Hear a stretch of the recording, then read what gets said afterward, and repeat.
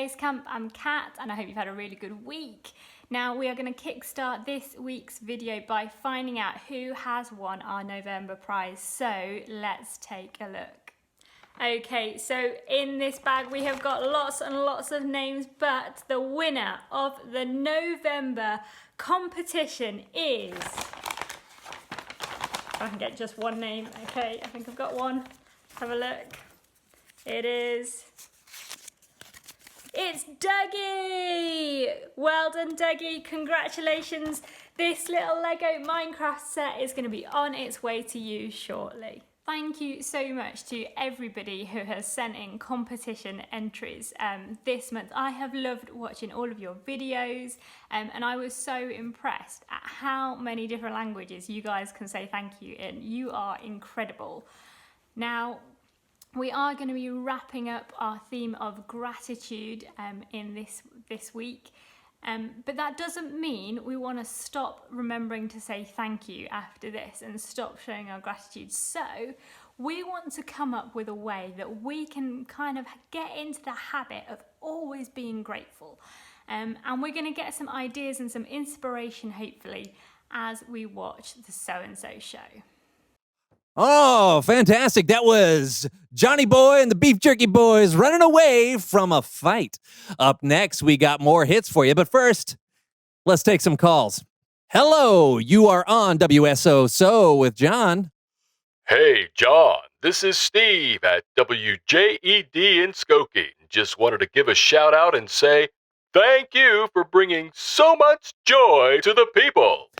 Thanks, Steve. Right back at you. Hey, you're on the air with John. John, this is Barb and Vidalia at WON. Just wanted to say thank you. You're sweeter than honeycomb dipped in molasses. Keep up the good work, sugar. Thanks, Barb. Hello, talk to me. Hi, this is Brandon, your co-host on the So-and-So show. I wanted to give you a shout out and say, you're the best host ever. But seriously, Brandon, if anyone is the best host ever, it's you, buddy. Yeah. How about some music from Planet John's guitar hit, Chain Reaction of Love? You're not the only one who's good at impersonations. Whoa.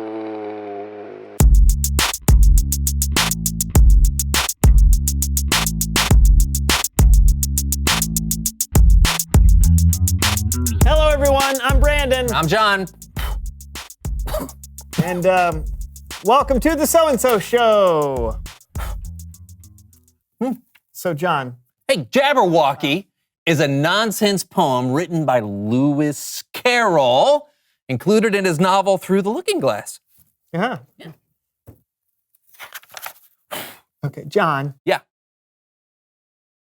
I mean, are you going to do the show with me today? Oh, yeah. Yeah, I just have to get my daily reading in. Okay, right now? Yeah. I mean, it's important to make a habit of reading a little bit every day, kids. Yeah, I mean, yeah. Today I'm reading this classic, The Jay in Kekalapadaya. Do you have to read it in the middle of the show? I've missed a few days and I'm trying to catch up. Yeah, how many days? What day is it? 1, 2, 3 years. Huh. Did you know that Jacksonville, Florida is the largest city by land area in the continental United States? I did not know that. This book is incredible. You can learn almost anything you want, as long as it starts with a J and existed before 1967. Yeah, I don't know why more people haven't read it. Yeah, me neither. By the way, if you don't know what an encyclopedia is, you can look it up on the internet, along with literally anything else you want to learn about. What? Not all jaguars have spots. That's crazy. John, please read that some other time. We're in the middle of something here. I know, but I found that I have a better chance of keeping a good habit when I habit stack. When you what now? When I habit stack. Yeah, I heard the words. It's when you take one habit and you stack it onto another. Like, I'm in the habit of doing the So-and-So show with you every week. If I stack my reading habit on top of that, then I won't forget to read. Okay, can't you stack it onto another habit? I mean, what's another habit you have? Well, when I wake up in the morning, I have a habit of screaming before I do anything else.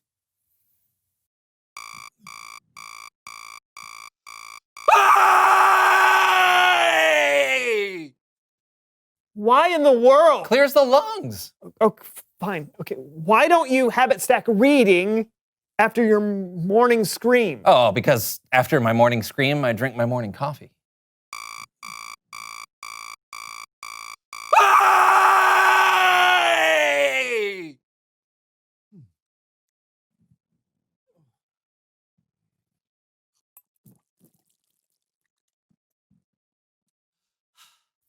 Okay, then habit stack reading after your coffee. Oh, but that would get in the way of my morning cry.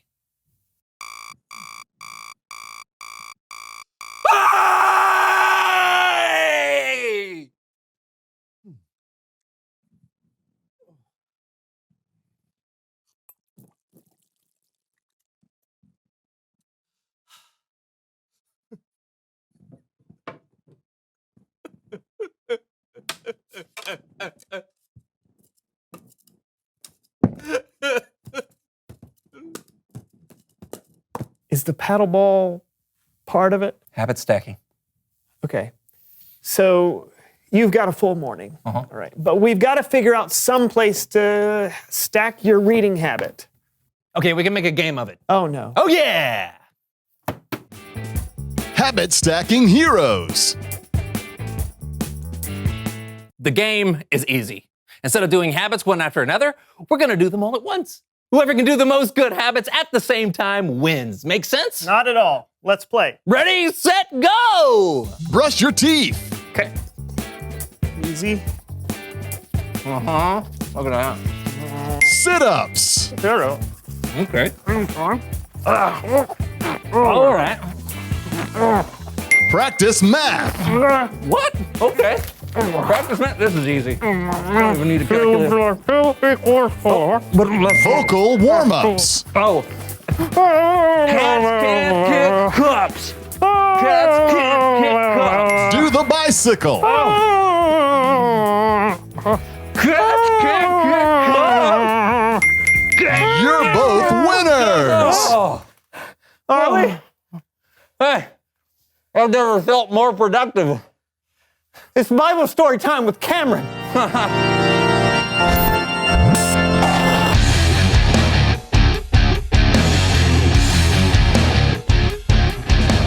Hey, good people. Hey, Cameron. Thanks again for taking our friend Kellen's place this month. Anytime. What's going on with you guys today?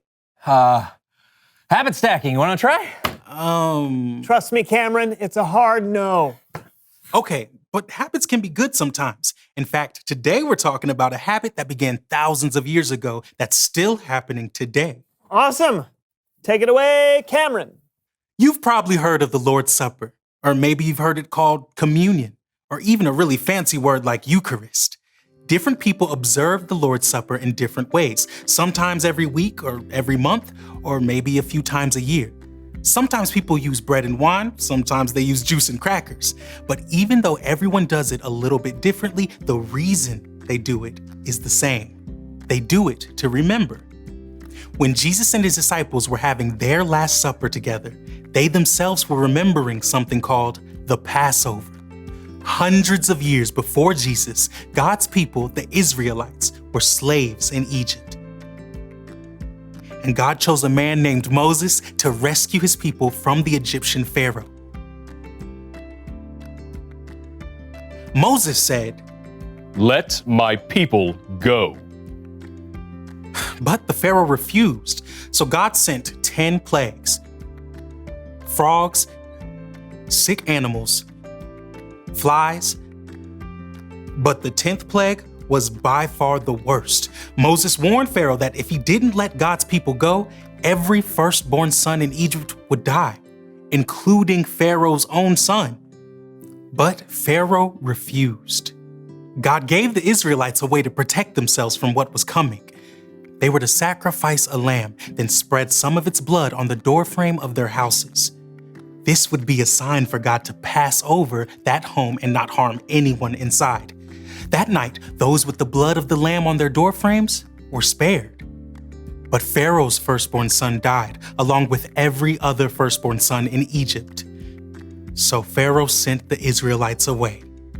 After hundreds of years in slavery, they were finally free.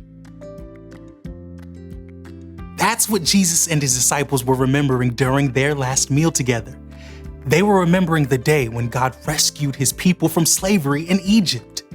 But Jesus was about to give the celebration a whole new meaning for you and me.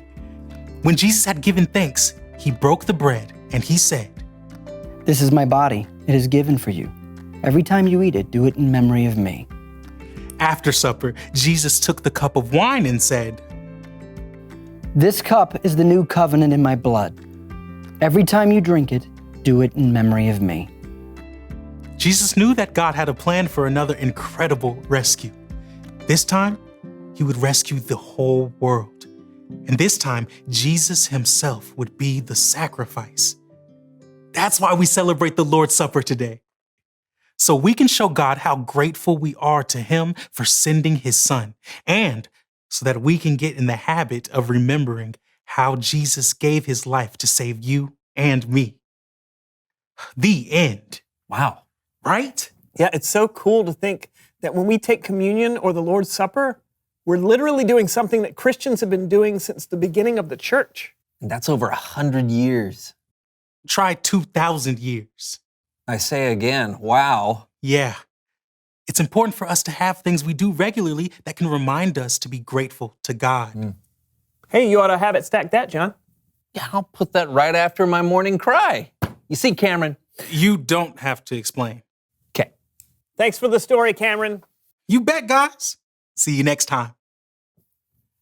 Looks like we've got some remembering to do, John. I'm ready to try, but it's just hard for me. I can't even remember to send my Aunt Maisie a thank you card for my graduation present. Your graduation? Oh, yeah, I've been meaning to do it for 25 years. Reveal the question! What helps you remember to be grateful? Well, doing the Lord's Supper helps me remember to be grateful for what Jesus did for us. Yeah, and being outside can help me remember to be thankful for all the beautiful things God made. Yeah, what about you? What helps you remember to be grateful? Not just to God, but to people too. Yeah, talk about it together. And we'll see you next time on the So-and-So Show. And I'll be moving on to the K in the Encyclopedia. Can't wait to tell you the major export of Kyrgyzstan. I can't wait either. Bye. Bye. Now, I wonder if you've got any ideas of things that you can do to remind you to be grateful. Things that you can do that can make it a habit to have that attitude of gratitude. Maybe it could be that every time you walk to school, you take a moment to look around you and name some things that you want to thank God for.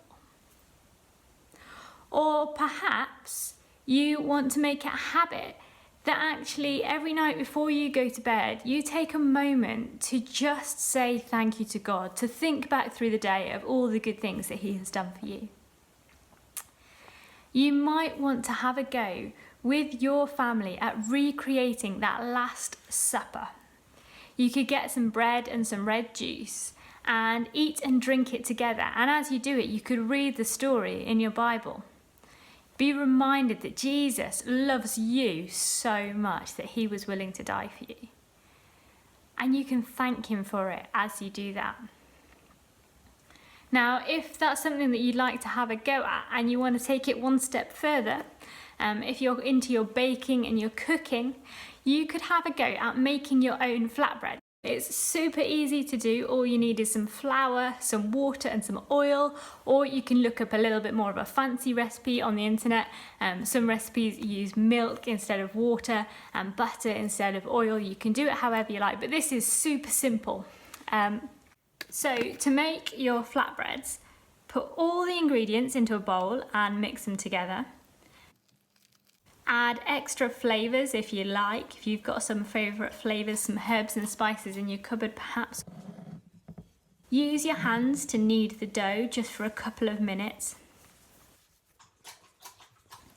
And then split the dough into balls. And roll each ball out into a pancake shape. If you've got a rolling pin, do it with a rolling pin, but you can just squash them down with your hands if you like. Ask an adult to put them into a frying pan on a hot hob, or if you've got a garden and a place for a campfire, you could even cook them on a campfire. After about 30 seconds, you want to flip the flatbread over. And when you're happy that both sides are cooked, your flatbreads are ready to eat. So why not have a go this week at making your own flatbreads and sitting down with your family to remember that Jesus, everything that Jesus has done for you. Eat your bread and drink some red juice and think about him. Make that a habit. I hope that you guys have a brilliant week, and I'll look forward to seeing you in our next video. Bye!